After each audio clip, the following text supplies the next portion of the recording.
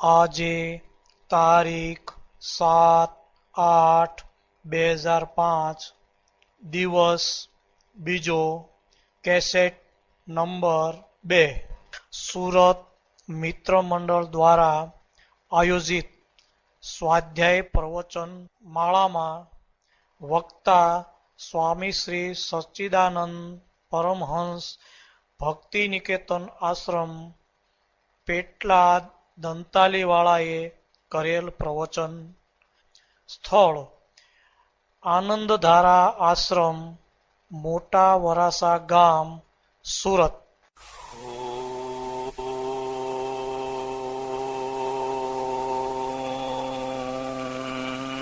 ભદ્રમ કર્ણેભિઃ શૃણુયામ દેવાઃ. ભદ્રમ પશ્યેમાક્ષભિર્યજત્રાઃ સ્થિરૈરંગૈस्तुष्टुवागुंसस्तनूभिर्व्यसेमदेवहितं यदायुः. ॐ स्वस्ति नः इन्द्रो वृद्धस्रवाः, स्वस्ति नः पूषा विश्ववेदाः,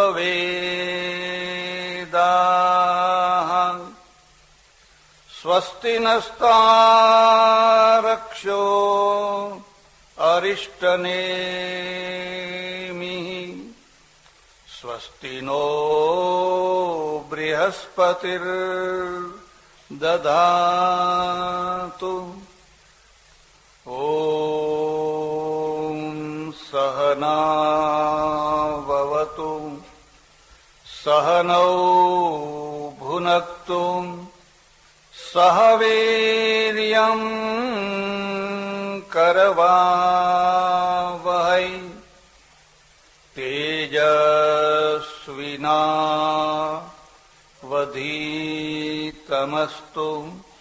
मा विद्विषावहै. ॐ पूर्णमदः पूर्णमिदं पूर्णात् पूर्णमुदच्यते. पूर्णस्य पूर्णमादाय पूर्णमेवावशिष्यते. ॐ शान्तिः शान्तिः शान्तिः. સજ્જનો અને બહેનો,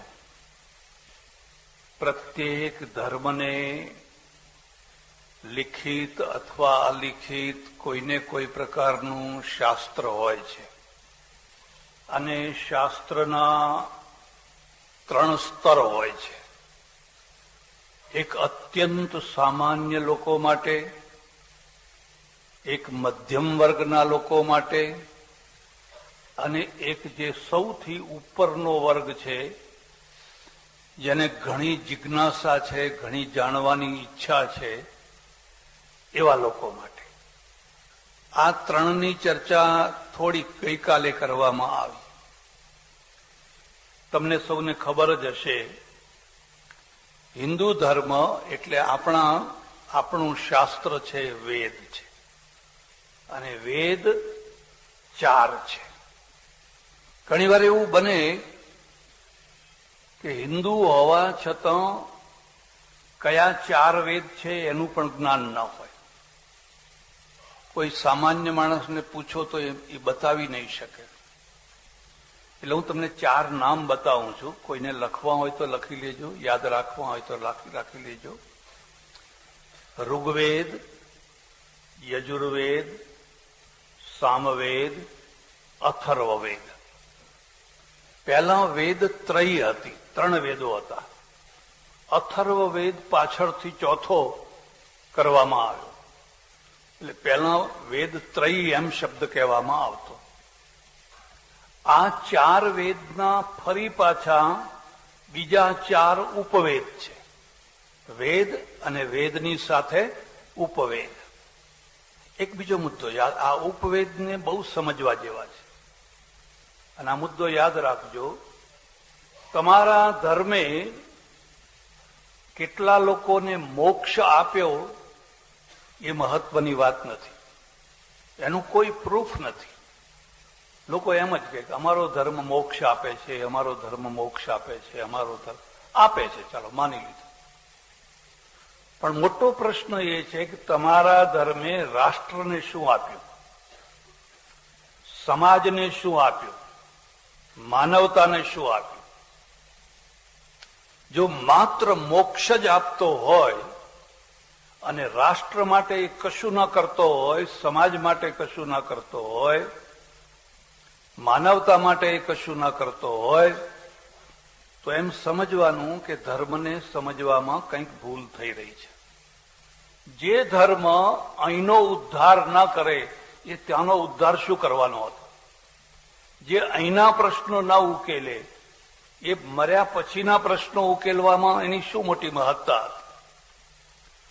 પણ મોટા ભાગે આવું થયું છે કે બધા જ મોક્ષ તરફ જ લઈ ગયા અને આ સંસારની, આ જીવનની ઉપેક્ષા કરવામાં આવી. આ વૈદિક પરંપરા, જેને હું ઋષિ પરંપરા કહું છું, એમાં તમે જોશો તો પરલોક કરતા આલોક ઉપર વધારે ધ્યાન અપાયું છે. અને આ 4 ઉપવેદો આ લોક માટે છે, આ લોક માટે છે. એક વેદનો એક ઉપવેદ છે. ઋગ્વેદ છે, ઋગ્વેદનો ઉપવેદ છે ધનુર્વેદ. ધનુર્વેદના રચયિતા છે મહર્ષિ વિશ્વામિત્ર. શસ્ત્રો માટેનો વેદ છે. શસ્ત્રનો ત્યાગ નહીં, આ ઋષિ માર્ગ છે. ઋષિ પોતે શસ્ત્રધારી છે. એ વિશ્વામિત્ર છે, એને ધનુર્વેદની રચના કરી અને લખ્યું કે રાષ્ટ્રને જો તમારે મજબૂત બનાવવું હોય તો કદી પણ શસ્ત્રોની ઉપેક્ષા કરવાની નહીં. તમારા રાષ્ટ્ર પાસે એવા ને એટલા શસ્ત્રો હોય કોઈ દુશ્મન આંખ ઉપાડીને જોવાની હિંમત ન કરી શકે. જો તમે શસ્ત્રો જ નહીં રાખો, શસ્ત્રોની ઉપેક્ષા કરશો, તો બાકીના દેશો તમને ચોંથી નાખશે. અમારે હમણાં 2-4 દેશોમાં ફરવા જવાનું થયેલું. એનું પુસ્તકે કદાચ આવી ગયું હશે. એમાં બતાવવામાં આવ્યું બધું લશ્કર છે. રાજા એના મહેલમાં રહે છે ને લશ્કર છે, ધનુષ બાણ વાળું, ભાલા વાળું, તલવારો વાળું. અને પછી ડચો આવ્યા, ને ડચો આવ્યા તો તોપો લઈને આવ્યા અને સામે તોપો ગોઠવી રાજાના મહેલ સામે, ને 2 ભડાકા કર્યા, મહેલ આખો ઉડી ગયો. રાજા હારી ગયો, મરી ગયો, દેશ હારી ગયો. આપણી પાસે તોપો નથી. પેલા તોપો લઈને આવ્યા. પેલો ધનુર્વેદનો ઋષિ કહે છે તમારા દેશને કદી પણ શસ્ત્રની દૃષ્ટિએ કમજોર ના બનવા દો. જો આ વાસ્તવિકતા છે. એટલે એક ધનુર્વેદ છે. એણે એક બીજી વાત પણ કરી છે. એણે કહ્યું છે કદાચ તમારું બજેટ ના પહોંચતું હોય તો બીજા જે બળવાન દેશો હોય એની સાથે સંધિ કરો, સરવાળો કરો, તો તમારા ઉપર કોઈ આંખ નહીં ઉપાડી શકે. એની ચર્ચા નહીં કરો. પછી યજુર્વેદ છે, એનો ઉપવેદ છે આયુર્વેદ. અને એના ઋષિએ કહ્યું તમારું શરીર બળવાન હોવું જોઈએ, સશક્ત હોવું જોઈએ. દુબળા પાતળા, માયકાંગલા, ફિક્કા, ઊંડી આંખવાળા, ધક્કો મારો તો પડી જાય એવા, અને આત્માની વાતો કરીને શું કરવાના હતા? આત્મા અમર છે. અરે આત્મા તો અમર હોય કે ના હોય, પણ તારું શરીર કેવું છે? એટલે એણે શરીર ઉપર ભાર મૂક્યો અને કહ્યું શરીર બળવાન હોવું જોઈએ, સશક્ત હોવું જોઈએ, મજબૂત હોવું જોઈએ. આજે માર્ગ કેટલો, બેમાં કેટલો ફરક છે. આયુર્વેદ શું કહે છે કે તમારું આયુષ્ય વધારી શકો છો, તમારું આરોગ્ય સુધારી શકો છો. પેલો સાધુ માર્ગ શું કહે છે કે નહીં નહીં નહીં, બધું નક્કી જ છે. ક્યારે મરવું, ક્યાં મરવું, કઈ તિથિએ મરવું, કઈ જગ્યાએ મરવું, એ બધું પહેલેથી નક્કી છે. એમાં કશો ફેરફાર ના થઈ શકે.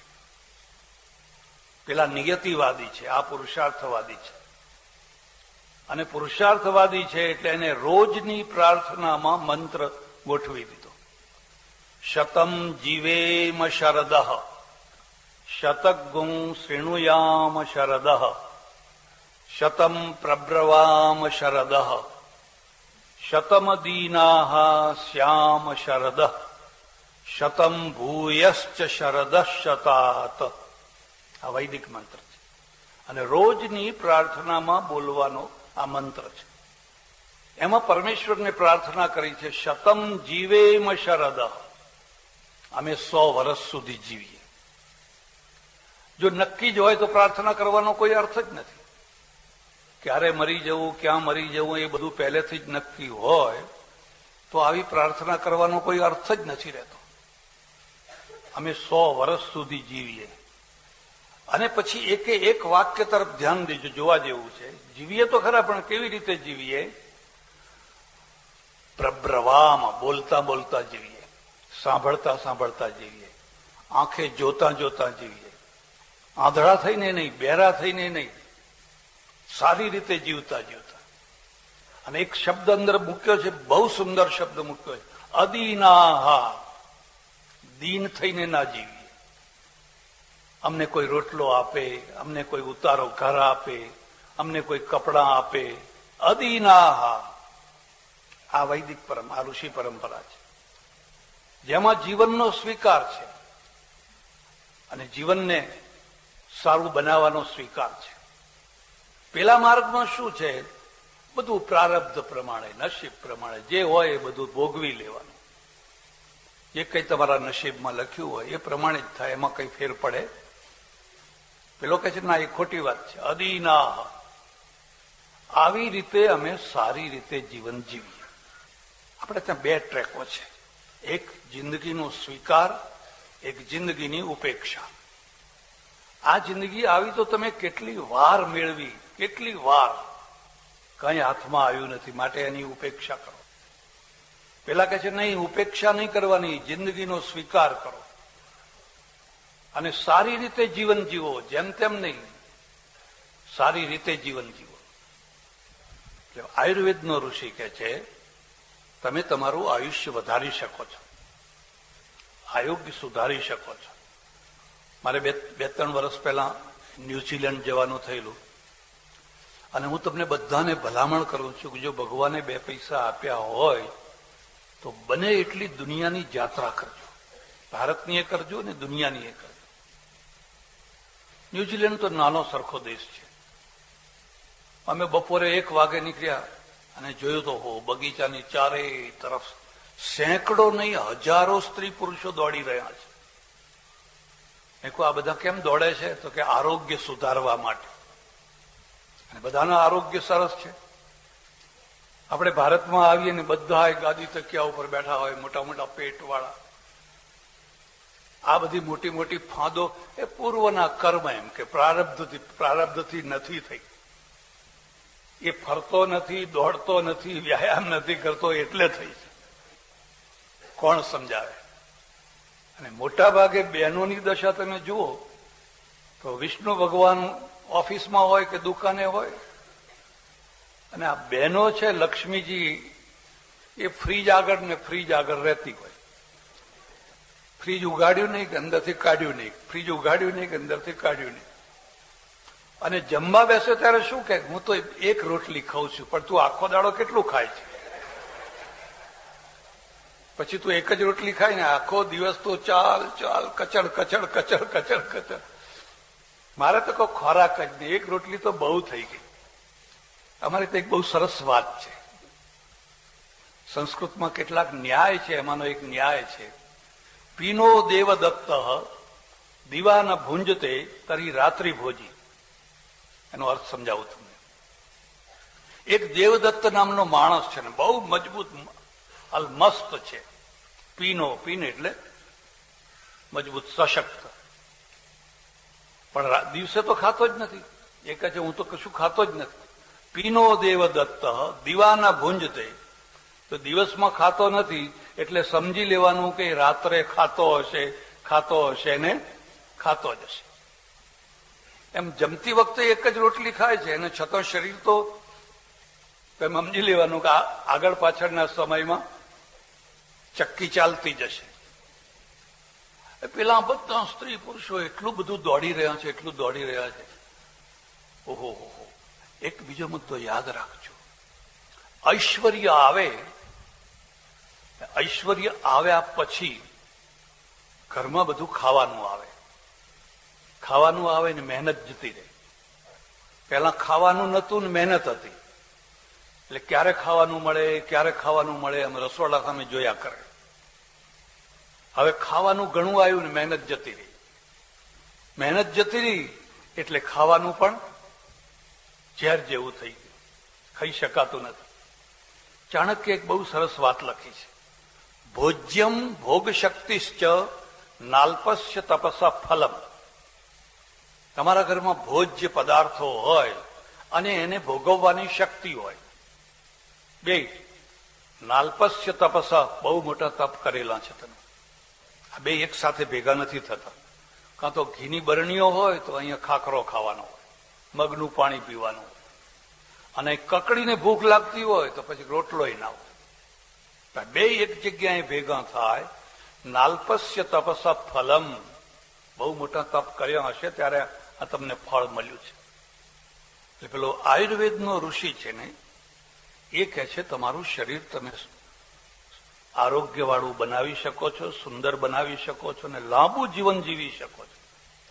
શરત એટલી છે કે અમે બતાવેલા રસ્તે ચાલો તો. અમે જે તમને રસ્તો બતાવીએ ઉપવેદ, એ રસ્તે ચાલો તો. અને ચાલનારા ઘણા સરસ બનાવી શકે, સરસ થઈ શકે છે.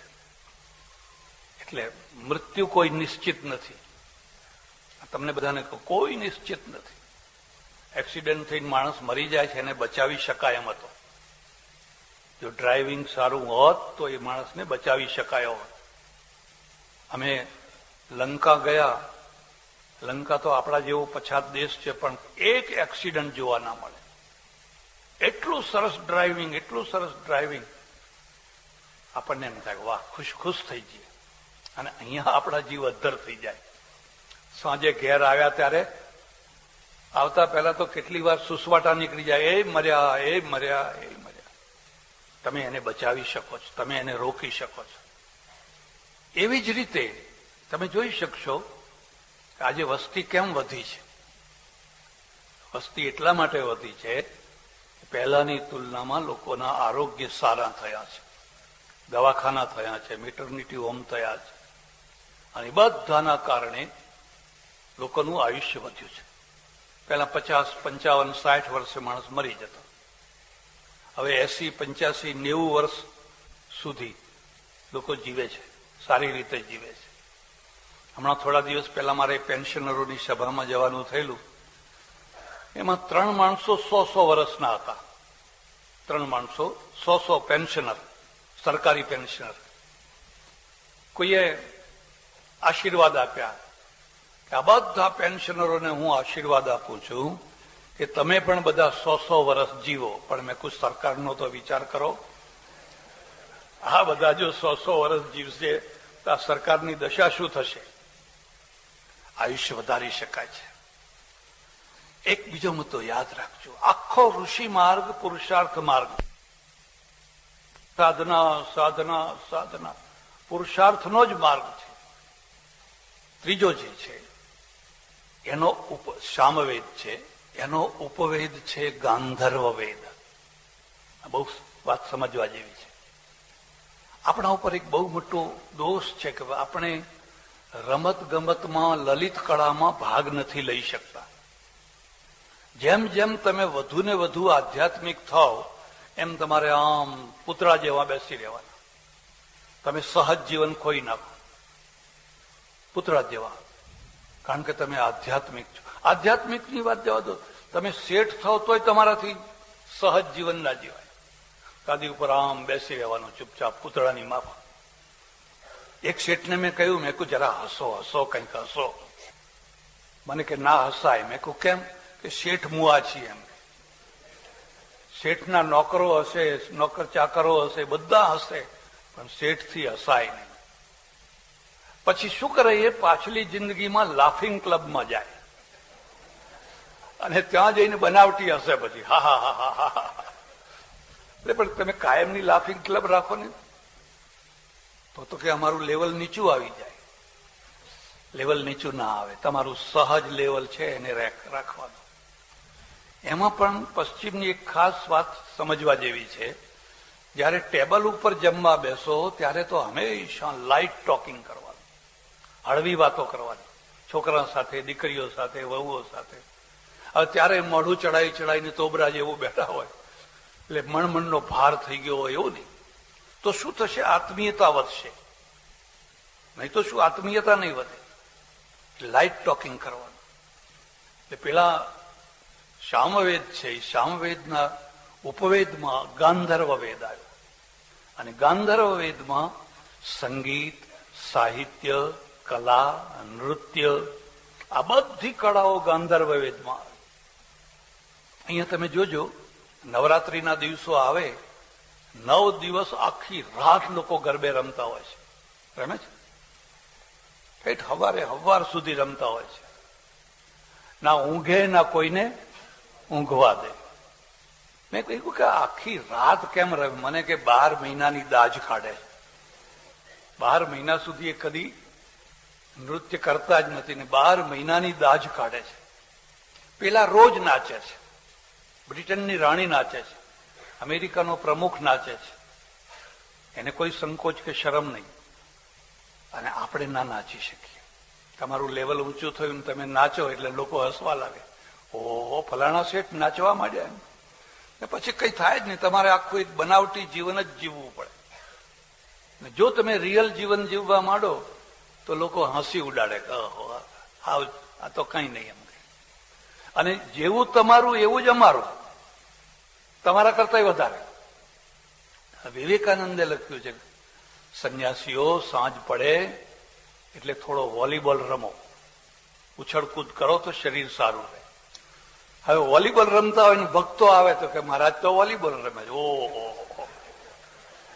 ભક્તોની શ્રદ્ધા ઉતરી જાય. અમારે આમ પલાઠી વાળીને બેસવું પડે, અડધી આંખો મીચીને કા મહારાજ તો ધ્યાનમાં છે. કે આ ભક્તોને આવા મહારાજ જોઈએ છે. એ વાસ્તવિકતાને પચાવી શકતા, સ્વીકારી નથી શકતા. જેમ તમે વધુ ને વધુ અવાસ્તવિક બનો એમ કે છે, હા ના મહારાજ તો કે કેવા ભરાઈ ઓળખીતા છે સાધુ, હવે તો બદલાઈ ગયા. આખો દિવસ ભોંયરામાં ને ભોંયરામાં જ રહે. તો મેં એમને કહ્યું તમે આ ભોંયરામાં કરો છો શું? મને કહું ઊંઘું છું. ભોંયરામાં આ બીજી વાત પણ યાદ રાખજો, માણસ એકલો પડે ને, કોઈ ના હોય ને એકાંતમાં એકલો પડે એટલે કાં તો એને ઊંઘ આવે, કાં તો પછી એને ખરાબ વિચારો આવે. એકાંત ઝેર છે, એકાંત અમૃત છે. જો વૈરાગ્ય હોય તો અમૃત છે, ને વૈરાગ્ય ના હોય અને તમારે કોઈ મૌન મંદિરમાં જઈને રહેવું હોય તો 2, 5, 10 દિવસ રહી આવજો, તમને ખબર પડે. તો એકાંત ઝેર છે. જ્યાં તમે એકલા પડ્યા નહીં કે અંદરના બધા વિચારો, બધા તળિયે બેસી ગયેલા માછલા છે ને બધા ઉપર આવીને કુદાકુદ કરવા માંડે, અથવા પછી ઊંઘ આવે તો સારી વાત છે. એટલે સાધના કરનારા માણસે છે ને વગર જોતા એકાંતમાં નહીં રહેવાનું, સમૂહમાં રહેવાનું, હસતા ખેલતા કૂદતા રહેવાનું અને સહજ પ્રક્રિયા સ્વીકાર કરવાની. તમે કહું ઊંઘો છો તમે અને બહાર બેઠેલો તમારો માણસ કે બાપુ સમાધિમાં છે, બાપુ સમાધિમાં છે, તો આવું કેમ કે મને કે તમે લોકો જ કહો છો ને નિદ્રા સમાધિ સ્થિતિ, નિદ્રા પણ સમાધિ જ છે. તો કીધું બહાર ઉપર આવીને ઊંઘતા હો તો કે કોઈ દર્શન કરવા ના આવે. મને કે હું નથી પૂજાતો, મારું ભોંયરું પૂજાય છે. મારી પૂજા નથી થતી, મારા ભોંયરાની પૂજા થાય છે. પ્રજા એવી છે કે એ સહજ જીવનને સ્વીકાર નથી કરી શકતી, અને સહજ જીવનને સ્વીકાર નથી કરી શકતી એટલે પછી આડંબર આપોઆપ વધવા લાગે. અમારે પંજાબમાં એક બુલ્લે શાહ ફકીર થયા, સૂફી, બહુ ઊંચી કક્ષાનો, બહુ ઊંચી કક્ષાનો. એની કાફીઓ તમે સાંભળો તો ખુશ થઈ જાઓ. એ સૈયદ એટલે મુસલમાનોમાં સૌથી ઊંચા મુસલમાન સૈયદ. અને એને એમ થયું કે મારે ગુરુ જોઈએ, મુર્શિદ કરાવવા છે, મુર્શિદ કરાવવા છે. તો કોઈએ કહ્યું કે ભાઈ મુર્શિદ કરાવવા હોય તો ઇનાયતુલ્લાહ કરીને છે, તો એની પાસે જાય, એ બહુ પહોંચેલો માણસ. હવે ઇનાયતુલ્લાહ છે ને એ શાકભાજીનો ધંધો કરે, ખેતરમાં પેલા શાકભાજી રોપે ને, એટલે જરા બહુ ઉતરતી કોમ કહેવાય.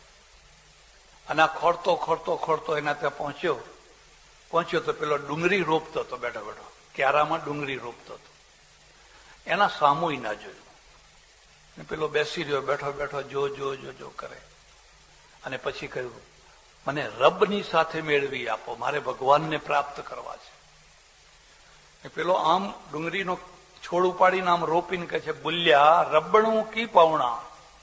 એ બુલ્યા, રબને મેળવવો એટલે એમાં કઈ મોટી વાત હતી? ઇધર નુટ કે ઇધર ચુટ. પંજાબી છે, અહીંથી ઉખાડ ને અહીં ચોંટાડી દે, ઇધર નુટ કે ઇધર ચુટ. અને એ કહે ઓહો બસ ગુરુ મળી ગયા, ગુરુ મળી ગયા. તારું મન જે છે ને અહીંથી ઉખાડ ને અહીં લગાડી દે, બસ બધું બાકી બધું આગળનું કનેક્શન બધું તૈયાર જ છે. આ સહજ માર્ગ છે, આ સહજ માર્ગ છે. અને જો એને તમે ચક્કરમાં ચડાવવા માગો તો પછી જેટલા ચક્કર ચડાવો એટલા ઓછા છે. એટલે પેલો ઋષિ કહે છે જિંદગીમાં થોડુંક સંગીત હોવું જોઈએ. આજકાલ તો તમને ખબર હોય કે ન હોય, એક સંગીત થેરેપી ચાલે છે. ગાયો વધારે દૂધ આપે છે, ખેતરમાં છોડ સારા ફળ આપે છે, બધાના ઉપર સંગીતની અસર થાય છે. તો માણસ ઉપર કેમ ના થાય? માણસ ઉપર પણ થાય. અને એથી વધારે તમને કહું કે આપણા બે મોટા ભગવાન છે, બે મોટા ભગવાન, એ બે સંગીતના સમ્રાટ છે, કૃષ્ણ અને મહાદેવ. કૃષ્ણ તો વાંસળી વગાડે, અને વાંસળી વગાડે એટલે આખી જમનાજીનું પાણી સ્તબ્ધ થઈ જાય, ગાયો ચરતી બંધ પડી જાય. કૃષ્ણ કેટલા મોટા સમ્રાટ છે સંગીત. અને મહાદેવ છે એ સંગીત વિદ્યાના આદિ આચાર્ય છે. નનાદ ઢક્કા નવ પંચબારમ, એ ડમરું વગાડે છે. અને એ બે મોટા સંગીતના સમ્રાટ છે. ને આપણને સંગીતની એલર્જી હોય, બિલકુલ સંગીતની એલર્જી હોય, કારણ કે મોટા માણસ થઈ ગયા છે. મોટા માણસ થયા એટલે હવે સંગીત બંગીત સંભળાય નહીં, ગવાય નહીં, કશું જ ના થાય. પેલો ઉપવેદ વાળો કે છે જો તમારે જિંદગીની મજા લેવી હોય, અને મજા લેવી જ જોઈએ, ચડેલા મોડે ઉતરેલા મોડે ઉતરેલા ડાચે જિંદગી જીવવાની નથી. તમે હસો, ખેલો, ગાઓ, કૂદો. તો એક સંગીત વિદ્યા છે, સાહિત્ય છે, કલા છે, નૃત્ય છે, એ ગાંધર્વ વેદ છે. અને અથર્વવેદ જે ચોથો છે એનો ઉપવેદ છે અર્થવેદ. યાદ રાખ, લખી લીધું, અર્થવેદ. એનો ઋષિ છે ચાણક્ય. અને એને એમ કેટલી વાસ્તવિકતા છે. પેલા શું કહે છે? પૈસો પાપ છે, પૈસો પાપ છે, પૈસો પાપ છે. પૈસાને અડાય નહીં, પૈસાને પકડાય નહીં. મારા ઘણા ઓળખીતા છે, પૈસો ના પકડે, પૈસાદારને પકડે, પૈસાદારને પકડે, પૈસાને ના પકડે. પેલો કહે છે નહીં, જીવનની કરોડ રજ્જુ છે ને એ પૈસો છે. અને જો પૈસો નહીં હોય તો જીવન ખોઈ બેસશો. એટલે એને પૈસા અર્થને આખો અર્થવેદ બનાવી દીધો, ઉપવેદ બનાવી દીધો, અર્થશાસ્ત્ર બનાવી દીધો. આ વૈદિક ઋષિ માર્ગ છે. ચાણક્ય પોતે સાદું જીવન જીવે છે, સરળ જીવન જીવે છે. પણ એનું એક સૂત્ર ખાસ યાદ રાખવા જેવું છે, પ્રજા હંમેશા વૈભવી જીવન જીવતી હોવી જોઈએ. જો કેટલી ઉલટી વાત છે. તમારા વૈભવમાંથી બીજાને રોજી મળે છે. જો તમે બધા સાદું જીવન જીવતા થઈ ગયા, દેશ ભિખારી થઈ જશે, દેશ ગરીબ થઈ જશે.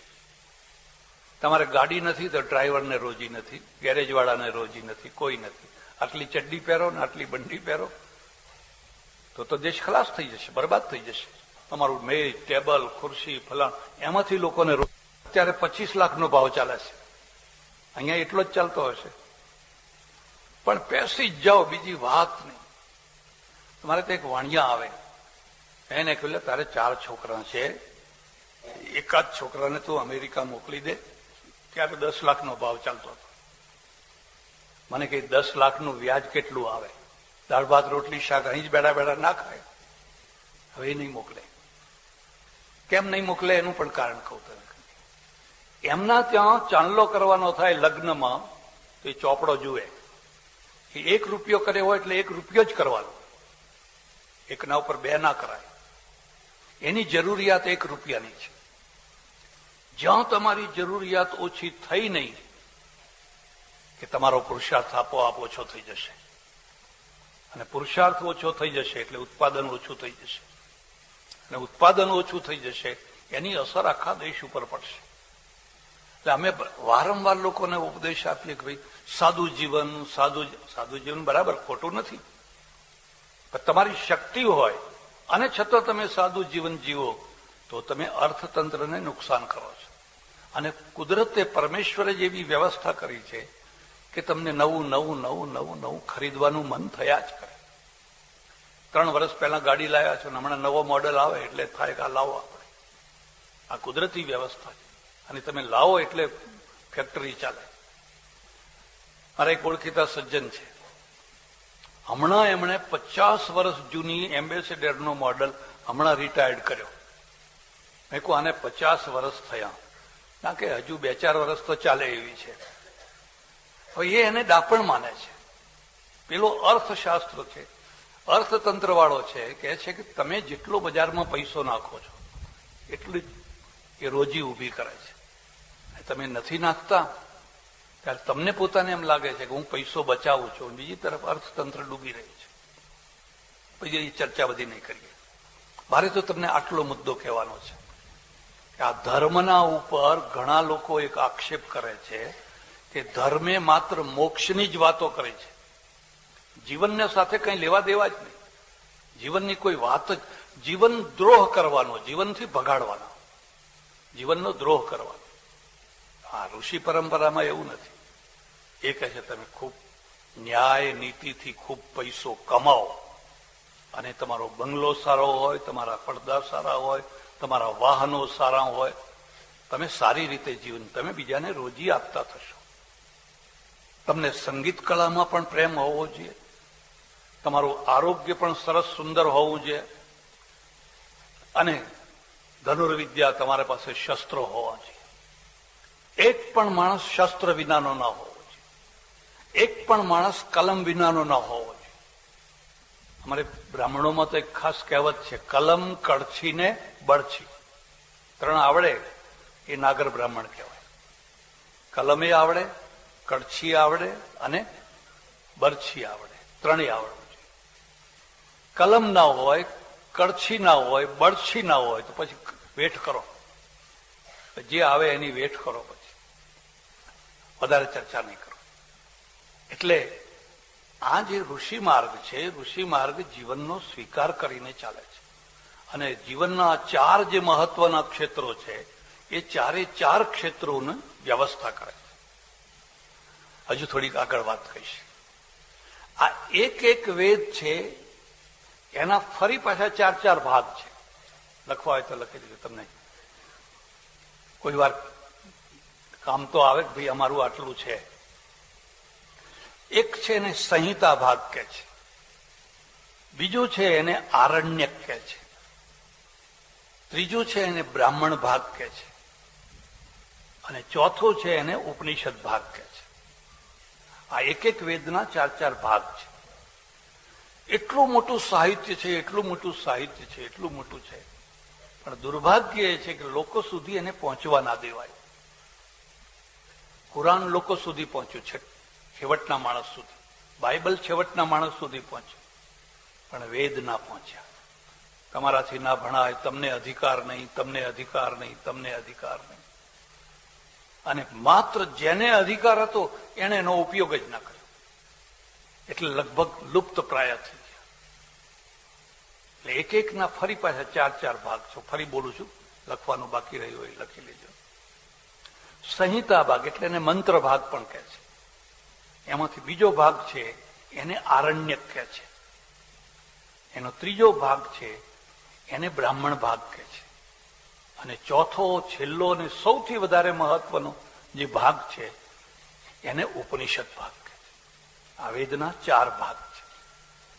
જે મૂળ જે મંત્ર ભાગ છે, સંહિતા ભાગ છે, એ મૂળ વેદ છે. અને આરણ્યક જે છે એની અંદર અરણ્યની બધી વાતો મોટા ભાગે. બ્રાહ્મણ ભાગમાં યજ્ઞ આગાદી, હોમ હવન વગેરે વગેરે. અને ઉપનિષદ છે એમાં જ્ઞાન ચર્ચા, તત્વ જ્ઞાન. 11 મુખ્ય ઉપનિષદો છે. આમ તો 200 ઉપર છે, પણ 11 મુખ્ય છે. આ ફરી એના 4 ભાગ છે. અને અમારે ત્યાં જ્યારે પણ કોઈ આચાર્ય પોતાનો એક ખાસ સિદ્ધાંત રાખવા માંગે છે ત્યારે એની પહેલી શરત છે કે એ સિદ્ધાંત એને ઉપનિષદમાંથી સાબિત કરવો પડે, સિદ્ધ કરવો પડે. આ ઉપનિષદમાં હું કહું એ જ છે. એટલે ઉપનિષદોનું સૌથી વધારે મહત્વ છે. ઘણી વાર લોકોને કહું તમે રિવર્સ જાઓ, પાછા જાઓ, ઉપનિષદો તરફ પાછા જાઓ. પુરાણોમાં જ ના રચા પચા રહી જાઓ. પુરાણો ઠીક છે કેટલીક કક્ષા સુધી. તમારે જો ઊંડાણ સુધી જવું હોય તો ઉપનિષદોમાં જવાનું. વચ્ચે પ્રસંગ છે એટલે થોડીક વાત તમને કહું છું. તમને ખબર છે આ ઉપનિષદોનો ફોરેનમાં પ્રચાર કરનારો પહેલો માણસ કોણ હતો? આ ઉપનિષદો બહાર પ્રદેશમાં ગયા એને સૌથી પહેલો મોકલનારો માણસ મુસલમાન હતો. શાહજહાંનો દીકરો દારા. શાહજહાંને 4 દીકરા, દારા, શિકો અને ઔરંગઝેબ પણ એમાં દારા છે એ સંસ્કૃતનો બહુ મોટો વિદ્વાન હતો, ફારસી અને સંસ્કૃત બંનેનો. શાહજહાં પછી દારાને ગાદીએ બેસાડવાનો હતો. આ દારા લોકપ્રિય હતો અને બહુ સુંદર ઊંચી કક્ષાનો માણસ હતો. અને ઔરંગઝેબ નાનો હતો, પણ ઔરંગઝેબે વિદ્રોહ કરીને દારાને પકડીને આંખો ફોડી નાખી, જેલમાં નાખી દીધો. અને પછી શાહજહાંને જેલમાં નાખી દીધો. અને શાહજહાં તાજમહાલની સામે કિલ્લો છે, એ કિલ્લામાં બેઠો બેઠો તાજમહાલ જોતો જોતો મરી. ઔરંગઝેબે એને જેલમાં નાખી દીધો. એ દારા છે ને, એ દારાએ પહેલો અનુવાદ ફારસીમાં કર્યો. અને ફારસીનો ગ્રંથ છે એ ઈરાન ગયો અને ઈરાનના એમાંથી સુફીઇઝમ નીકળ્યું. અને એ ફારસીનો અનુવાદ છે એનું ફરી પાછું થતા જર્મની ને ઇંગ્લેન્ડ ને એ બધા દેશોમાં એ ગયા. અને ત્યાંના વિદ્વાનોએ કહ્યું, ઓહો, દુનિયામાં આટલા મહાન ગ્રંથો છે, આ મહાન ગ્રંથ છે. શોપનહોવર કરીને એક બહુ મોટો વિદ્વાન છે, તો ઉપનિષદોને માથા ઉપર મૂકીને નાચેલો. અને એને લખ્યું છે કે આખી જિંદગી મેં ઉલ્લુઓના વચ્ચે કાઢી નાખી. ઉલ્લુ એટલે ઘુવડ. ઘુવડોના વચ્ચે મેં કાઢી નાખી. આ પ્રકાશ મને હવે મળ્યો. આજે એ જ્ઞાનના ગ્રંથ છે. અને હું જે તમને વધારે ચર્ચા કરું છું એ ઉપનિષદોમાંથી કરું છું. એટલે આ રીતે આપણી એક વૈદિક પરંપરા છે, વૈદિક. અને એના કારણે ભારતમાં જે દર્શનો રચાયા એના 2 ભાગ, મુખ્ય 2 ભાગ છે. એક વૈદિક પરંપરાના દર્શનો છે અને એક અવૈદિક પરંપરાના દર્શનો છે. એમાં વૈદિક પરંપરાના દર્શનો છે એ બધા ઉપનિષદોને લઈને ચાલે છે, અને અવૈદિક પરંપરાના જે દર્શનો છે એ ઉપનિષદો કે વેદને નથી માનતા. એ 6 આ છે ને 6 પેલા છે. હું પહેલા સ્થૂલમાંથી શરૂઆત કરવા માંગુ છું, સૂક્ષ્મ પછી પહેલા સ્થૂલથી શરૂઆત કરવાનો.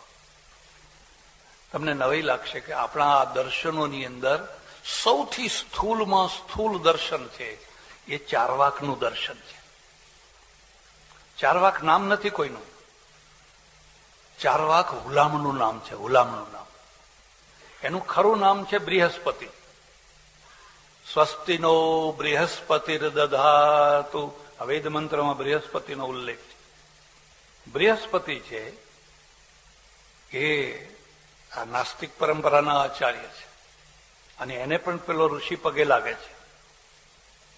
આ એક ખાસ મુદ્દો સમજવા જેવો છે. એના પ્રત્યે ધિક્કાર નથી કે આ પાપી છે, આ નાસ્તિક છે, આ ખરાબ છે, એવો કોઈ ધિક્કાર નથી. પણ એ સમજે છે કે આ હશે તો અમારો વિકાસ થશે, જો એ નહીં હોય તો અમારો વિકાસ થશે. સ્પર્ધા વિના કદી વિકાસ થઈ શકે? એકલું ઘોડો દોડાવો, બહુ નહીં દોડી શકે. એકલા સાયકલ વાળાને દોડાવો, નહીં દોડી શકે. પણ 2, 4, 5 ભેગા કરીને ઇનામ રાખી દો, અહીં પહેલો પહોંચે, પછી જુઓ તમે. એમ જીવનના એક ક્ષેત્રની અંદર સ્પર્ધા થાય તો જ તમે એમાં વિકાસ કરી શકો. અચ્છા, એક બીજો મુદ્દો. ચારવાક છે એટલે બૃહસ્પતિ છે, એના ચિંતનની પાછળ શું કારણ છે? ઘણાને માનવામાં નહીં આવે, પણ હું તમને કહું છું કે મોટા ભાગનું જે ચિંતન છે ને રિએક્શન હોય છે. એક્શન અને રિએક્શન. ગીતા રિએક્શન છે, તમે કોઈ માનવા તૈયાર નહીં થો. જો અર્જુને એમ કહ્યું હોત કે હું તો યુદ્ધ કરવા તૈયાર છું, તો ગીતા હોત જ નહીં. ભાઈ, અર્જુને કહ્યું યુદ્ધ નહીં કરું, યુદ્ધ નહીં કરું, યુદ્ધ નહીં કરું. આ એક્શન છે. અને એનું રિએક્શન આવ્યું, યુદ્ધ કર, યુદ્ધ કર, યુદ્ધ કર. રિએક્શન થયું ના થયું? કેમ વારંવાર યુદ્ધ કરવાનું કહે છે? કારણ કે પેલો કહે છે યુદ્ધ નહીં કરો. કોઈ દીકરી હોય, કન્યા હોય, અને તમે એને સાસરે વરાવતા, પેલા વરાવતા હોય ને એ વખતે જ કે નહીં જવું, નહીં જવું, નહીં જવું. અને પછી જો તમે કવિ કે લેખક હો તો તમે સાસરે જવાનું કાવ્ય લખી નાખો. તો આ કેમ લખ્યું? કારણ કે પ્રસ્તુતતા છે. પેલી ના પાડે છે, નથી જવું, નથી જવું, કુએ પડીશ પણ નથી જવું. એમાંથી આ રિએક્શન આવ્યું છે. એમ મોટા ભાગના જે ચિંતનો હોય છે એ રિએક્શનમાં આવતા હોય છે. રોડ ઉપર એટલા બધા માણસો જાય છે, એટલા બધા માણસો જાય છે. ક્યાં જાઓ છો? અંબાજીનો સંઘ નીકળ્યો છે, મહાકાળીનો સંઘ નીકળ્યો છે, ડાકોરનો સંઘ. પણ વાહનો તો ચાલવાની જગ્યા નથી. અને આજે તમને જો ખબર હોય, આ શ્રાવણ મહિનામાં કાવડિયા, હરિદ્વાર ને એ તરફ બધા કાવડિયા જ કાવડિયા, કાવડિયા જ કાવડિયા. ટ્રાફિક આખો જામ કરી નાખે 6, 8 કલાક સુધી. એક્શન છે ને એમાંથી રિએક્શન આવશે. અને રિએક્શન શું આવે છે? આ કાવડ લઈને જવું એ ખોટું છે, ખોટું છે, ખોટું છે. જો આ અતિરેક ના કર્યો હોત તો રિએક્શન આવવાનું, તો રિએક્શન નતું આવવાનું. પણ તમે અતિરેક કરી દીધો ને લોકો માટે અગવડરૂપ બની ગયા, એટલે એમાંથી રિએક્શન આવવાનું જ છે. એમ ચારવાકના સમયમાં પણ 3 અતિરેકો હતા. યાદ રાખવા હોય તો રાખી લેજો. 3 અતિરેકો હતા. પહેલો અતિરેક હતો કર્મકાંડનો. બધા જેટલા દુઃખો છે, જેટલા કષ્ટો છે, બધાનો એક જ ઉપાય છે, કોઈને કોઈ હોમ હવન યજ્ઞ કરો, તમારા દુઃખો દૂર થઈ જશે. એ કર્મકાંડનો અતિરેક હતો. બીજો અતિરેક હતો તપ કરો, શરીરને સૂકવી નાખો, ઉપવાસ કરો, ઉપવાસ કરો, ઉપવાસ કરો. ખાવા પીવાનું છોડી દો, ઊંધામાં લટકતા રહો, ઊભા પગે ઊભા રહો, એમને દેહ દમન કરો, દેહ દમન કરો. આ બીજો અતિરેક હતો. અને ત્રીજો જે અતિરેક હતો ને, અભોગવાદ. આ શબ્દ સમજવા જેવો છે, લખજો. અભોગવાદ, અતિભોગવાદ અને મધ્યમ ભોગવાદ. એક માર્ગ એવો છે કે ભોગ ભોગવવાના જ નહીં. ભોગ માત્ર પાપ છે, ભોગ માત્ર દુઃખરૂપ છે. કોઈ ભોગ ભોગવવાનો જ નહીં, અભોગવાદ. અને એનો બીજો છેડો હતો અતિભોગવાદ. બસ ભોગ જ ભોગ, ભોગ જ ભોગ, ભોગ જ ભોગ, ભોગ જ ભોગ. આ અતિભોગનું રિએક્શન અભોગવાદ છે અને અભોગવાદનું રિએક્શન અતિભોગવાદ છે. કોઈ પણ છેડે જ્યાં તમે અતિ કક્ષાએ પહોંચ્યા ને રિએક્શન આવવાનું છે. આ ત્રણ પરિસ્થિતિ હતી ને એમાંથી આ ચિંતન આવ્યું. પહેલું ચિંતન એને કહ્યું, ભાઈ આ આટલા બધા કર્મકાંડ શા માટે કરો છો? અને તમને અત્યારે તો તમારે ગળે વાત ના ઉતરે. પહેલા મોટા ભાગના યજ્ઞો કર્મકાંડોમાં હિંસા થતી, બહુ મોટા પ્રમાણમાં હિંસા થતી. અને એનો બચાવ એવી રીતે કરવામાં આવતો કે ભાઈ આ જે બધા પશુઓ મરે છે ને એ બધા સીધા સ્વર્ગે જવાના છે. આ નિર્દોષ પશુઓને કેમ મારો છો? કે એમનો તો ઉદ્ધાર થઈ ગયો, એમને તો મોક્ષ થઈ જવાનો. અને એટલે એને લખવું પડ્યું, વૃક્ષાંશ છિત્વા પશુન હત્વા કૃત્વા રુધિર કરદમમ યદ્યેવમ ગમ્યતે સ્વર્ગમ યદ્યેવમ ગમ્યતે સ્વર્ગે નરકે કે ન ગમ્યતે. જો તમે આવી રીતે સ્વર્ગમાં જવાના હો તો પછી નરકે જશે કોણ? અને તમારા મા બાપને જ સ્વર્ગે મોકલી દો ને. તો કે આજે તો ઘણા લોકો તૈયાર થઈ જાય કે બે કામ થશે, સ્વર્ગમાં સ્વર્ગ જશે, આપણો યજ્ઞ થશે અને છુટકારો થશે. આ રિએક્શન છે. પણ જે વખતે ત્યારે બધું એવું જ થતું, વાત વાતમાં બધું જ. શું દીકરો નથી? યજ્ઞ કરો. વરસાદ નથી આવતો? યજ્ઞ કરો. દુશ્મન ચડી આવ્યો છે? યજ્ઞ કરો. અને કર્મકાંડ કર્મકાંડ કર્મકાંડ કર્મકાંડ, એટલા બધા કર્મકાંડ. એનું રિએક્શન આવ્યું પેલાના ઉપર. આમાંથી પ્રજાને છોડાવવી જોઈએ. આ વ્યર્થની ક્રિયા છે, વ્યર્થનો પરિશ્રમ છે. અને માત્ર વ્યર્થનો જ નથી, એના કારણે સાચો પરિશ્રમ થતો નથી. તમે વ્યર્થનો કરીને બેસી નથી રહેતા, પણ જે ખરેખર કરવાનું છે એ તમે કરતા નથી. તમે જોજો પહેલાના સમયમાં પેલા શીતળા નીકળે ને, એટલે શીતળાની જાત જાતની બાધાઓ, બળિયાદેવ ને શીતળા જાત જાતની બાધાઓ બધી કરતા. એ ભલે વ્યર્થની, એના કારણે રસી નથી મુકાવતા. આજે પણ અમારે ત્યાં એવા કોઈને સર્પ કરડ્યો હોય, દવાખાને નહીં લઈ જવાનો, ભુવા પાસે જ, પેલા કયા દેવ, ભાથીજી મહારાજ પાસે જ લઈ જવાનો. ભાથીજી એની જગ્યાએ ભલે રહેતા હોય, એનો કોઈ વિરોધ નથી, પણ એને દવાખાને તો લઈ જાઓ. પણ કે ના, દવાખાને જશો તો અહીંની તો પછી આ મંત્ર કામ નહીં કરે. એટલે જે કરવાનું છે એને થવા નથી દેતા, અને જેનાથી કશું પરિણામ નથી આવવાનું એમાં લોકોનો શ્રમ બધો શક્તિ લાગ્યા કરે છે. એટલે એને વિરોધ કર્યો કે આ બધું ખોટું છે, આ ખોટું છે. બીજો વિરોધ કર્યો અભોગવાદ. બસ કશું ભોગવવાનું જ નહીં. એક જ વાત, ખાઈ પીને શું કરવાના હતા? અમે બધા સાધુઓ લોકોને કહીએ, અરે તમે દૂધપાક ખાધો, દૂધપાક. 6 કલાકમાં તો એ વિષ્ટા થઈ જાય છે, દુર્ગંધ મારતી વિષ્ટા. એનો અર્થ કે હવે દૂધપાક ખાવાનું બંધ નથી કરતા. પાછું મુશ્કેલી આ છે, કે છે ખરા પણ બંધ નથી કરતા. હવે કોઈ એમને પૂછે કે ત્યારે 6 કલાકમાં એનું થાય, પેટમાં એમને પડ્યો રહે, એ તમને ગમે? જેમ ફ્રીજમાં 2, 4, 5 દિવસ સુધી દૂધપાક પડ્યો રહે, એમ તમારા પેટમાં મગમગ તો દૂધપાક 6 દિવસ સુધી પડ્યો રહે તો તમને સારું લાગે ખરું? તો તમે દુખી થઈ જાઓ. ઓડકાર આવે છે ને પચતું નથી ને કંઈક ગોળી આપો ને કંઈક ફલાણું. એટલે ભાઈ એ વિષ્ટા થઈ જાય એ જ બરાબર છે, એ જ કુદરતી વ્યવસ્થા છે. પણ લોકોને એમ જ સમજાવવાનું છે કે એમને એમ વિષ્ટા નથી થતું. તમારા શરીરમાં કેટલાય પોષક તત્વો આપ્યા પછી વિષ્ટા થાય છે. એના કારણે તમારું લોહી બને છે, એના કારણે તમારા ચહેરા ઉપર લાઇટ આવે છે, એના કારણે તમારા શરીરમાં બળ આવે છે. પણ એને નેગેટિવ રૂપમાં જોવાનું, કે અભોગવાદ છે ને એને હંમેશા નકારાત્મક રીતે જોવાનું. અરે તમે જરિયન જામા પહેર્યા તો શું થવાનું? લો, મરી ગયા. હવે લઈ જાઓ ભેગા જરિયન જામા. તો હવે શું પહેરવું? કંતાન પહેરવું?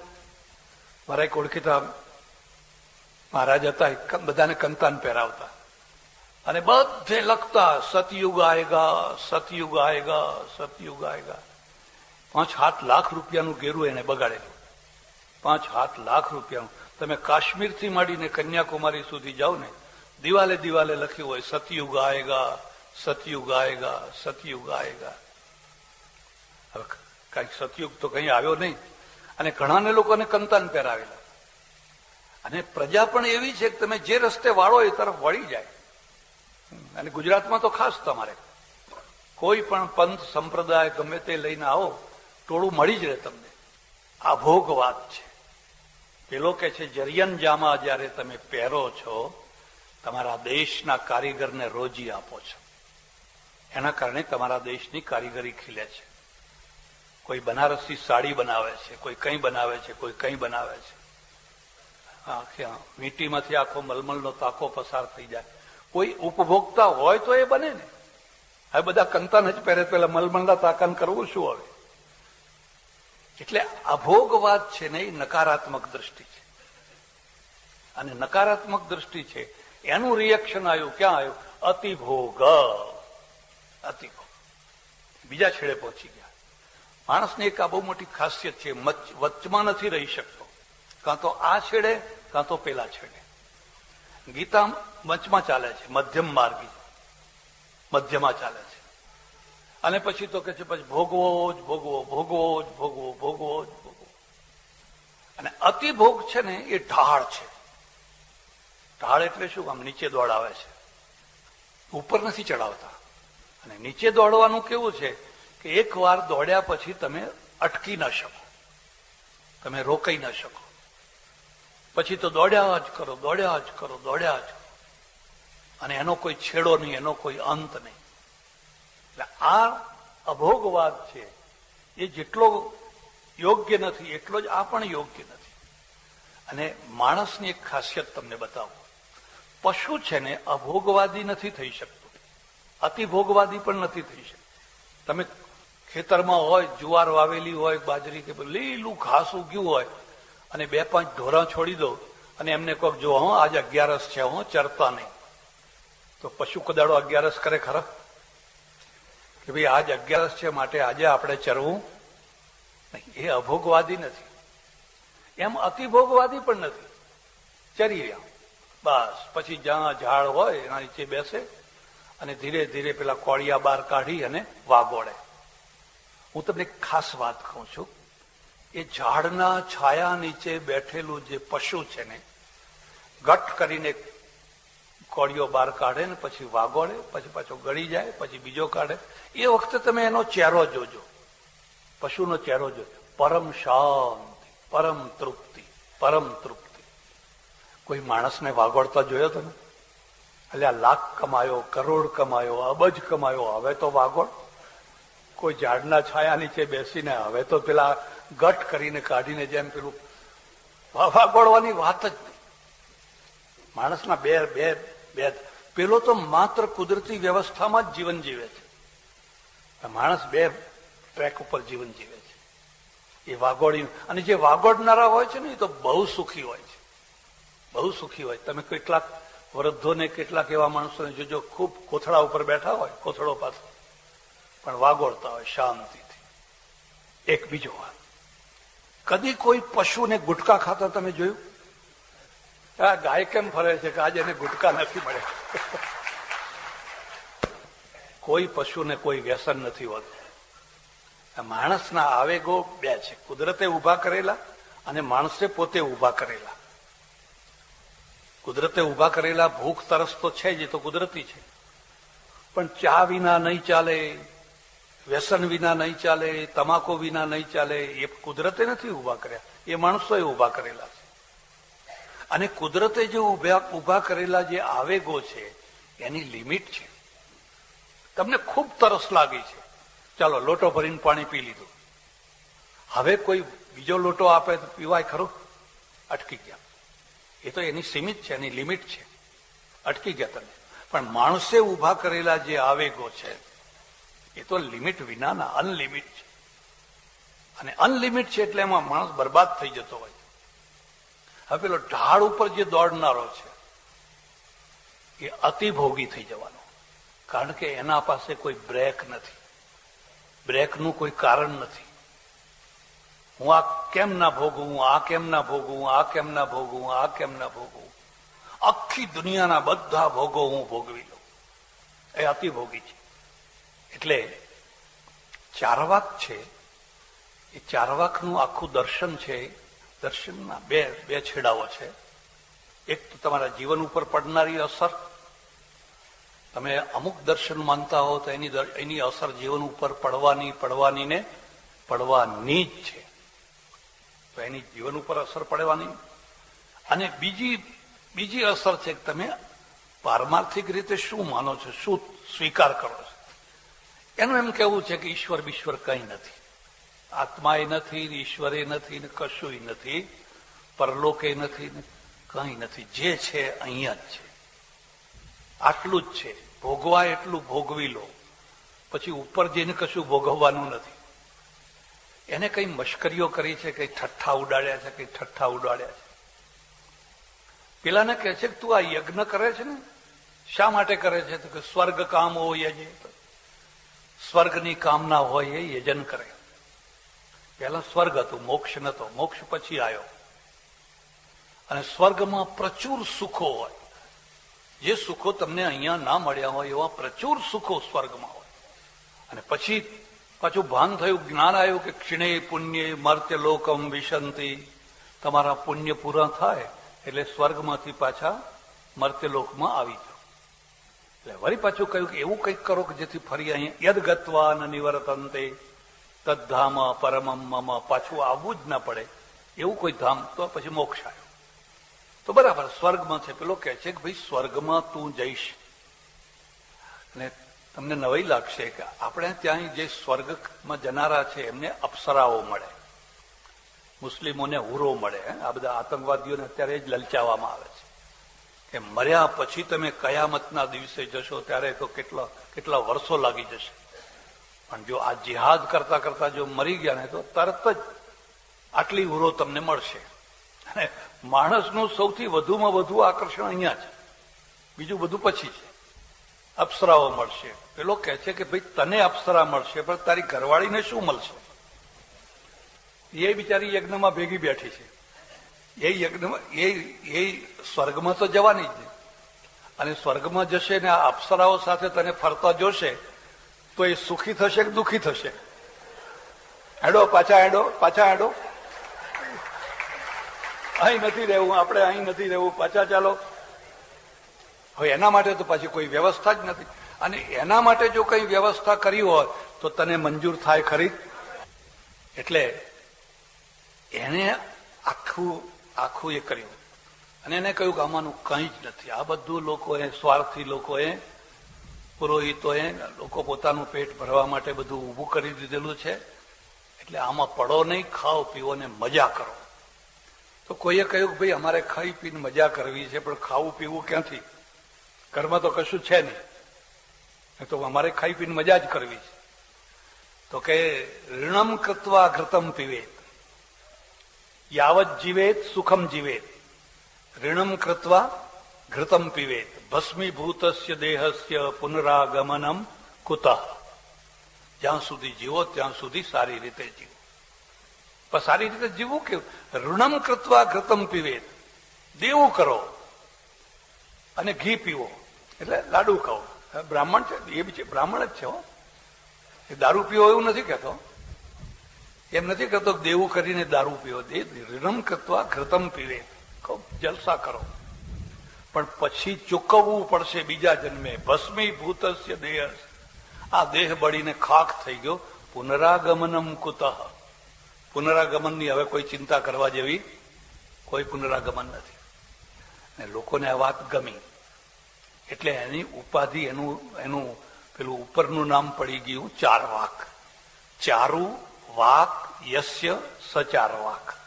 ચારુ એટલે સારું. આપણે ગુજરાતીમાં જે સારું સારું બોલીએ છીએ ને, આ ચારુનો ચનો સ થયો છે. સૌરાષ્ટ્રમાં તો ચનો સ બોલે જ છે. એટલે ચારુ વાક યસ્ય, એની વાક બહુ મીઠી, બહુ સુંદર લાગે.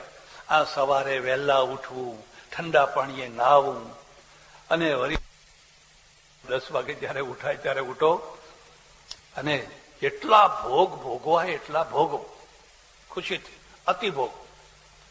પછી મર્યા પછી કશું હાથમાં આવવાનું આ સ્થૂળ દર્શન છે. આ બહુ ચાલ્યું નહીં, પહેલા ના ચાલ્યું ને આજે ના ચાલ્યું. અને હું તમને એટલે સુધી કહું કે મારે રશિયા ને ચાઇના જવાનું થયેલું ને રશિયા ને ચાઇનામાં સામ્યવાદીઓ ચર્ચોને જમીન દોસ્ત કરી નાખ્યા, પાદરીઓને મારી નાખ્યા. એવા કેટલાય ચર્ચો, ફરી બધા ચર્ચો તૈયાર થઈ રહ્યા છે. નાશ નથી કરી શકાતો. બે તત્વો અમર છે, નોંધ કરી લેજો. શ્રદ્ધા અને પ્રેમ. જ્યાં સુધી જીવન છે ત્યાં સુધી આ બંનેને કોઈ મારી શકવાનું નથી. શ્રદ્ધાનો કદી નાશ ન કરી શકાય અને પ્રેમનો પણ કદી નાશ કરી શકાય. આ બંને તત્વો અમર છે. તમે જોર જુલમ કરીને બધાને મારી નાખ્યા. રશિયામાં એક ચર્ચ જોવા અમે ગયેલા, હાવ ભંગાર કરી નાખ્યું સ્ટાલિને એનો તોડી ફોડીને. અત્યારે જર્મની વાળા એનો પુનરુદ્ધાર કરે છે. તો મને એમ કહેવામાં આવ્યું, મને કે અહીંયા સ્ટાલિને કોલેજ બનાવેલી ચર્ચમાં, તો કે સારું કર્યું. એવા ઘણા મોટા મોટા આલિશાન ઇમારતો હોય ને ઉપયોગ ના થતો હોય તો એને શિક્ષણમાં લો, એ સારી વસ્તુ છે. પણ કે કોઈ પ્રોફેસરો રાત્રે અહીં આવતા નહીં. કેમ? તો કે પેલા પાદરીઓ મારી નાખ્યા ને એ રાત્રે ધામ ધામ ધમ અવાજ કરે, ગભરાય બધા. એમ અને કે ધમધમાટ થાય છે. હવે આ નાસ્તિક છે, પણ ફરી પાછી આસ્તિકતા ઉભી થઈ રહી છે. ચાઇનામાં જોયું, માઉ સે તુંગે પણ આ જ દશા કરેલી બધાને. કોઈ જગ્યાએ તમને સાધુ જોવા, મને જોઈને લોકો આશ્ચર્યચકિત થઈ જાય. કેટલા વર્ષો પછી સાધુ જોવા મળ્યો એમને. એ હવે નજીકમાં આવે ને બધું પૂછે ને એવું બધું. પણ હવે ધીરે ધીરે ધીરે ધીરે રૂપાંતર થઈ ગયું છે. કેમ આવું કેમ થયું? આ એક વાસ્તવિકતા છે, આ જીવનની એક વાસ્તવિકતા છે. પેલું રિએક્શન છે, અતિમાંથી અતિનું રિએક્શન છે. પણ રિએક્શનને તમે દૂર કરો તો એક વાસ્તવિકતા પણ છે. સ્ટાલિનની પુત્રીનું નામ સ્વેતલાના, તમને કદાચ ખબર હોય કે ના હોય. સ્વેતલાના, અને સ્વેતલાના બાપના વિરુદ્ધમાં સૌથી મોટી આસ્તિક થઈ, સૌથી મોટી આસ્તિક થઈ. બાપ છે કટ્ટર નાસ્તિક છે, દીકરી નાસ્તિક નથી. આપણે ત્યાં પણ પ્રહલાદની એવી જ દશા છે.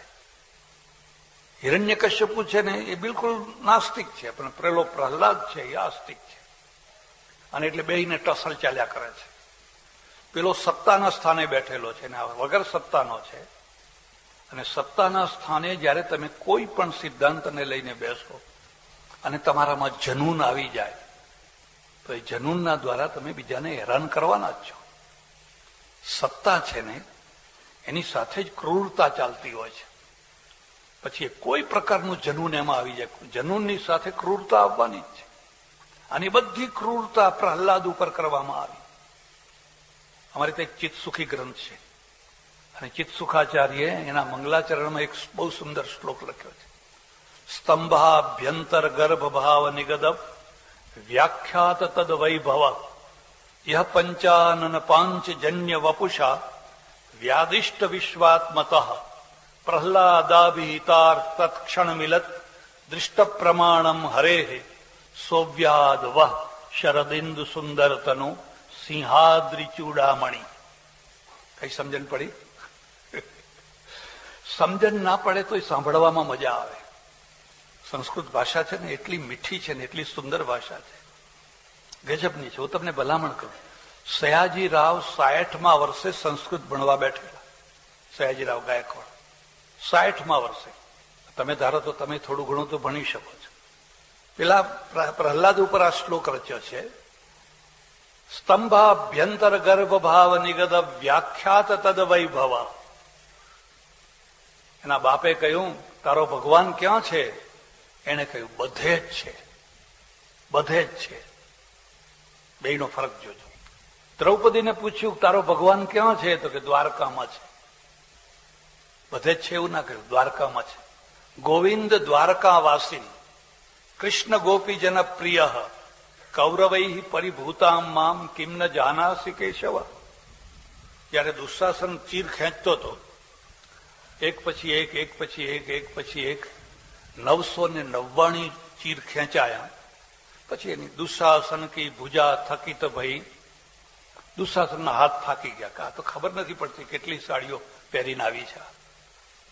પછી દ્રૌપદીએ એક વાર પૂછેલું કે તમને આટલી બધી વાર કેમ લાગી?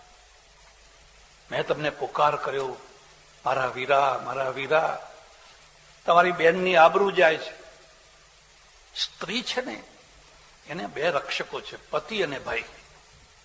અને સ્ત્રીને રક્ષક જોઈએ જ. ગમે કાં તો એનો પતિ રક્ષા કરે, કાં તો એનો ભાઈ રક્ષક, એટલે એને વીર શબ્દ કહ્યો છે. તમને આટલી બધી વાર કેમ લાગી હતી? 999 ચીર ખેંચાઈ ગયા. તો કે તું યાદ કરતે મને કેવી રીતે બોલાવી હતી. તે કહ્યું તું ગોવિંદ દ્વારકા વાસી. હવે ક્યાં દ્વારકા અને ક્યાં હસ્તિનાપુર? હું ગમે એમ ગરુડ દોડાવું તો થોડી વાર તો લાગે કે ના લાગે?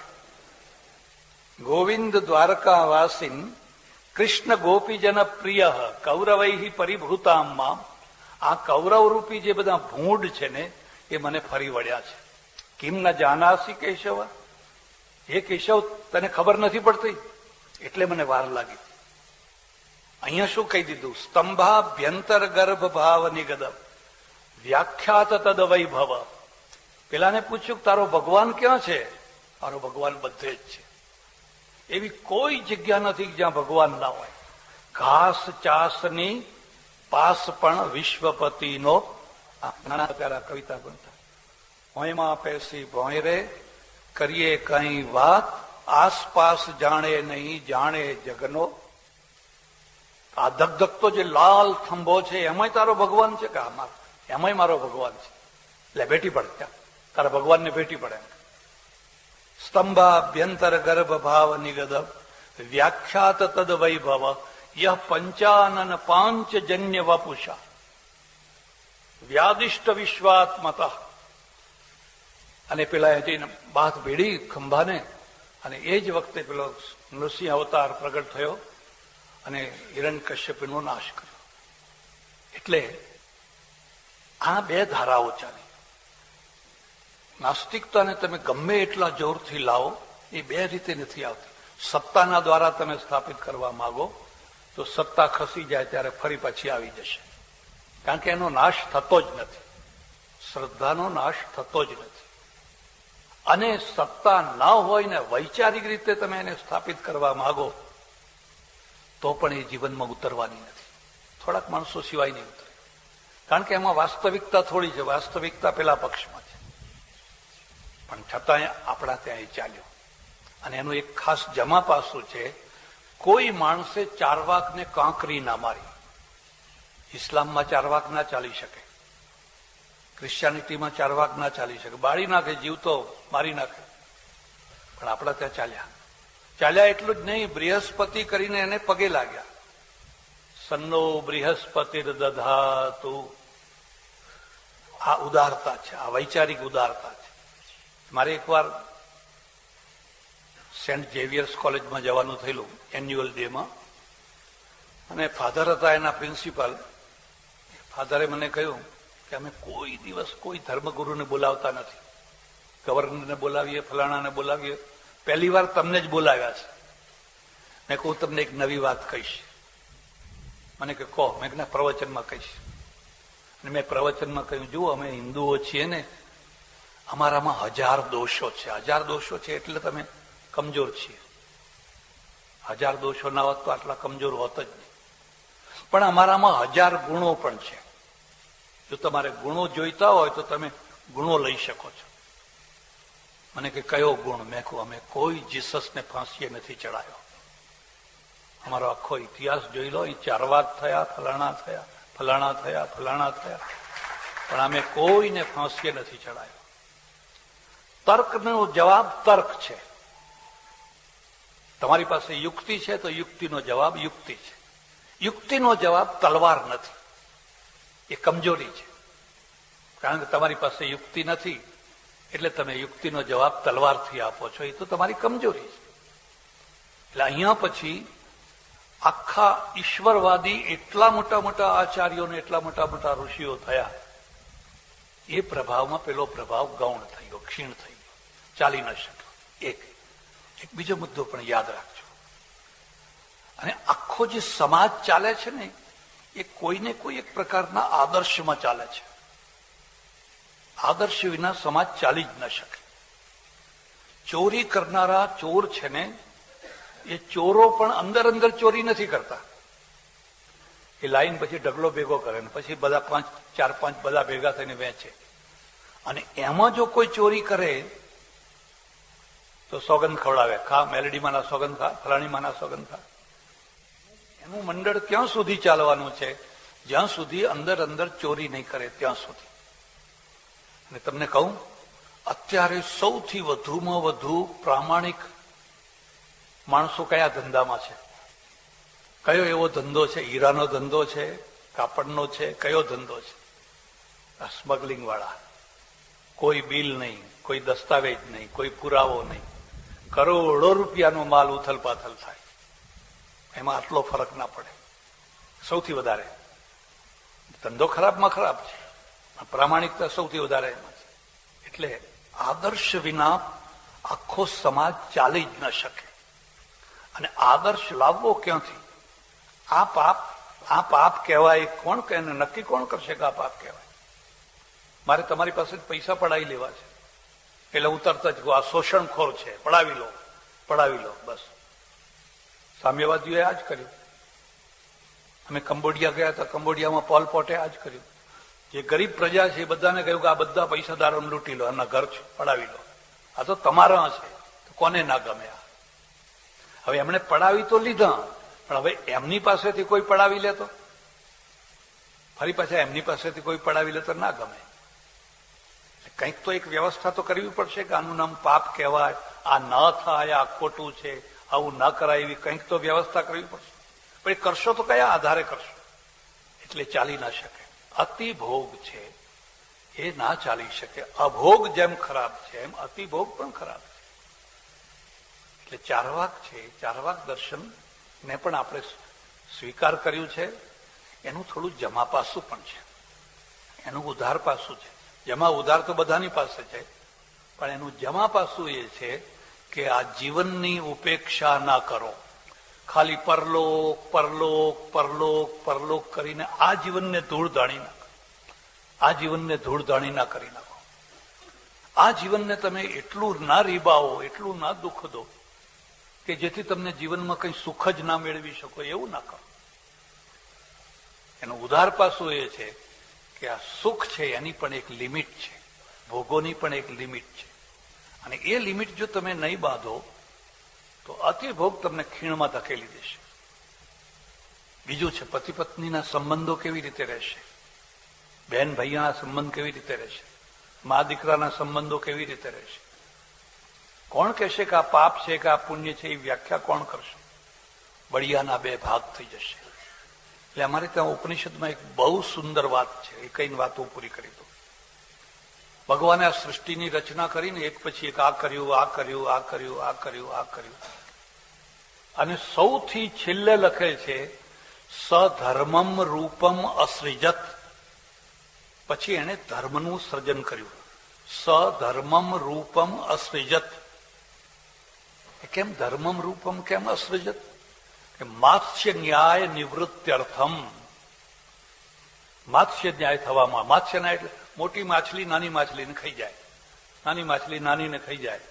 જંગલનો ન્યાય, જેનામાં બળ હોય એ બધું ભેગું કરી લે. પછી પેલો ધર્મ આવ્યો ને એને કહ્યું આ ના થાય, આ તારો હક નહીં, આ તારો અધિકાર નહીં, આવું ના થાય. સધર્મમ રૂપમ અસૃજત. અને જયારે એને ધર્મનું રૂપનું સર્જન કર્યું પછી બધા સુખી થવા લાગ્યા. પછી બધા શાંતિથી. ગરીબ માણસે સુખ. ગરીબની પત્ની હોય એના ઉપર કોઈ આંખ ના ઉપાડી શકે. ગરીબની પત્ની છે ને રૂપાળી છે, હવે ગરીબ એને સાચવી નહીં શકે, ભોગવી નહીં શકે. જે બળવાન માણસો છે ગુંડાગીરી ગમે તેમ કરી દેશે. પેલા ધર્મે કહ્યું નહીં, એ ના થઈ શકે. સધર્મમ રૂપમ અસૃજ. કોઈને કોઈક વ્યવસ્થા, એક આદર્શ હોવો. ઘણા લોકો એમ કે ભાઈ પોલીસ છે ને, સરકાર વ્યવસ્થા કરશે ને. સરકારની વ્યવસ્થા સીમિત હોય છે. સરકારના હાથ બધે પહોંચતા હોતા? સરકારના કેમ બધે હાથ પહોંચવાના હતા? અને કેટલાક સરકારના હાથ તો એવાય હોય કે આપણે જેમ વાળવા માંગીએ એમ વાળીએ શકીએ. પાછા જે તરફ વાળવા હોય એ તરફ વાળી શકાય. એટલે આ ચારવાક દર્શન છે એ આપણા ત્યાં ચાલ્યું, પણ પહેલા ના ચાલ્યું, અત્યારે નહીં. થોડાક માણસો છે, બરાબર છે, હોય તો ચાલ્યા કરે. પણ માસ પ્રજા છે ને એ એના જીવનમાં કદી આ વાત ઉતારી ના શકે. એટલે આ આપણા જે દર્શનો છે એ દર્શનોમાં જે સ્થૂળ દર્શન છે, બિલકુલ સ્થૂળ દર્શન છે, એમાંનું એક છે આ ચારવાક. હજુ એક વાત કહીને પછી વાત પૂરી કરી દઉં. ચારવાક દર્શનમાં પણ પાછા બે ભાગ છે. બે ભાગ છે. એક ચારવાક પરંપરા એવી છે કે ઈશ્વરને નથી માનતા, આત્માને નથી માનતા, પરલોકને નથી માનતા, કોઈ ચીજને નથી માનતા. એ બધું બરાબર છે, પણ સાથે સાથે એ અનાચારને પણ નથી માનતા. અનાચારને પણ નથી માનતા. આચારને એની કંઈક વ્યવસ્થા તો કરવી જ પડશે. એટલે એક મધ્યમ માર્ગી છે. એક બીજો ભાગ એવો છે કે બધા ઘોડાને છૂટા મૂકી દો. ઘોડાને છૂટા, લગામ વિનાના ઘોડા છૂટા મૂકી દો. ઘણા વર્ષો પહેલા હું ઉત્તર ગુજરાતમાંથી આવું, મારી પાસે ગાડી નહીં, મારે દંતાલી જવાનું. એ બધા ઘણા લોકો આવેલા, એક અમારે ઓળખીતા મહાત્માની તિથિમાં આવેલા. મેં કહ્યું ભાઈ એ તરફ જતા હોય ને કોઈ જગ્યા હોય તો મને બેસાડી દેજો. બેસાડવા તૈયાર થઈ ગયા. 4 છોકરા, 4 વાણિયાના, જૈન વૈષ્ણવ વાણિયાના 4 છોકરા. અને પછી ચાલતા ચાલતા ચાલતા એક છોકરાએ મને કહ્યું, સ્વામીજી તમને એક વાત કહું. મેં કહું કહો. મને કે અત્યારે સારામાં સારો ધર્મ કયો તમે જાણો છો? મેં કહું તમે જ બતાવો ને. મને કે રજનીશજીનો. કેમ એમ? ત્યારે રજનીશજી જીવતા હતા. મને કે સારામાં સારો ધર્મ રજનીશજીનો છે. મેં કહું કેમ એમ? રજનીશ એમ કે છે કે બધી ઉપાધિનું મૂળ છે ને એ કંટ્રોલ છે. જેટલો તમે કંટ્રોલ કરશો એટલું જ તમે વધારે દુઃખી થશો. મુક્ત થઈ જાઓ, છૂટા થઈ જાઓ, ફ્રી થઈ જાઓ. અને એ તો ફ્રી થવાનું કે છે. મેં કહું તમારા ગળે આ વાત ઉતરી? મને કે હા બહુ ઉતરી, બહુ સારી ઉતરી.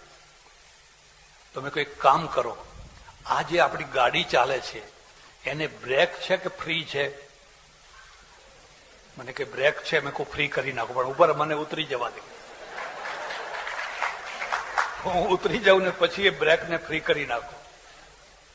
મને કે ગાડીને ફ્રી ના કરાય, બ્રેક જોઈએ જ. જેમ સ્પીડ વધે એમ વધારે પાવરફુલ બ્રેક. સાયકલની બ્રેક હળવી હોય, સ્કૂટરની હળવી હોય, ગાડીની હોય, ફલાણી હોય.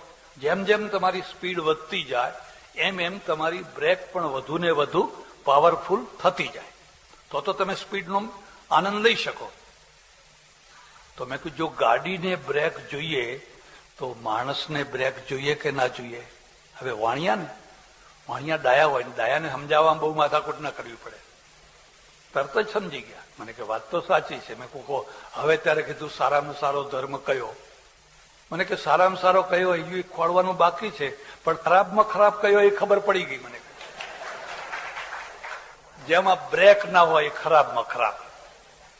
એ તમારો એક્સિડન્ટ કરશે ને બીજાનો પણ એક્સિડન્ટ, એ તમારું માથું ફોડી નાખશે ને બીજાનું પણ માથું ફોડી નાખશે. એટલે સજ્જનો, આપણા જે જુદા જુદા દર્શનો છે એમાંનું એક દર્શન મેં અત્યંત સ્થૂળ રૂપથી, બહુ થોડી વાતો મેં કરી, એનો કોઈ ગ્રંથ મળતો નથી, ઉદ્ધરણ કરેલા થોડાક શ્લોકો માત્ર મળે છે. પણ એના આધારે આ એક વિચારધારા છે, અને વિચારધારા તરીકે આજે પણ એ પ્રચલિત ચાલુ જ છે. તમને એટલા માટે ખ્યાલ આવે કે આ પણ એક પ્રકારનું વિચારવાનું તત્વ છે, અને એક્શનમાંથી રિએક્શન આવતું હોય છે. એટલે આ વાતને આપણે સમજીએ. ઓમ પૂર્ણમદઃ પૂર્ણમિદં પૂર્ણાત પૂર્ણમુદચ્યતે પૂર્ણસ્ય પૂર્ણમાદાય પૂર્ણમેવાવશિષ્યતે.